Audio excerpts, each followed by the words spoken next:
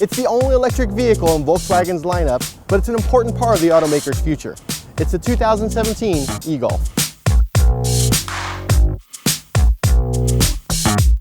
Now, when the 2017 Volkswagen eGolf was unveiled at the LA Auto Show last November, we were less than enthusiastic at its range.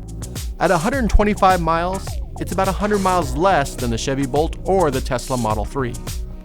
At issue is that the eGolf is an electric car shoved into a gas-powered car's platform. Now, there's not much VW can do to extend the range without drastically changing the design, and frankly, we wouldn't want that. The Golf has a long history of being a solid and fun-to-drive hatchback. The previous version of the eGolf, even though it only hit 83 miles in a charge, won us over. That translates into an outstanding driving experience. It's a hot hatch without the annoying drone of an aftermarket muffler. Its 0 to 60 time is 9.6 seconds, and it tops out at 85 miles per hour. But thanks to all that electric torque, getting up to that limit is just a throttle punch away, no matter what speed you're cruising at. And like its gas-powered brother, the eGolf has outstanding steering for a car in its class. In fact, because of those batteries, it actually has a lower center of gravity, which makes it stick to the road just a bit better.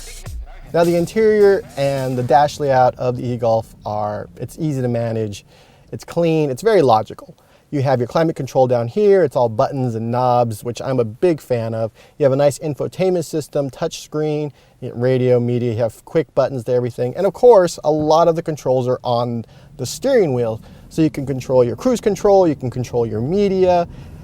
It's pretty much idiot-proof. And like most new cars, it supports Apple's CarPlay and Android Auto. Now, as long as you don't have, let's say, a BlackBerry or an Amazon Fire phone, you should be good to go.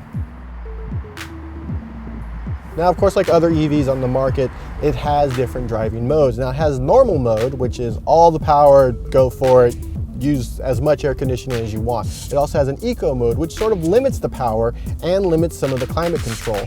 Now, for extreme use, there's Eco Plus, which kills climate control. So you get zero air conditioning, but it also kills a lot of the power. Now, this is great if it's a nice day and you're stuck in traffic, or if you're experiencing some of that range anxiety, or maybe a little bit too far from home or from the next charger.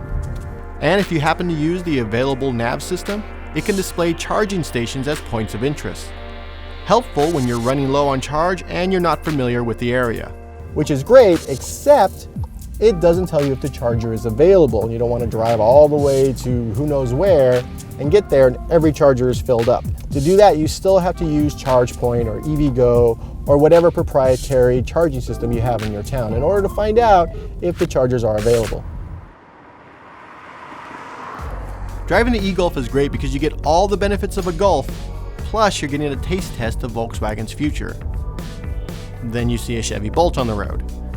The electric Chevy not only beat the low-cost Tesla Model 3 to market, it did so in a package that's satisfying and without compromise. Both the Chevy Bolt and the eGolf are a blast to drive.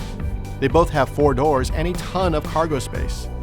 Also, they both support DC fast charging, but you're going to have to pay a little extra for that. On the Bolt, it's a $750 option, and on the eGolf, it's standard on the SEL Premium and Limited Edition. But there's the range difference between the two cars, and it's not a small one. In fact, it's 113 miles. That's nearly double the range of the eGolf.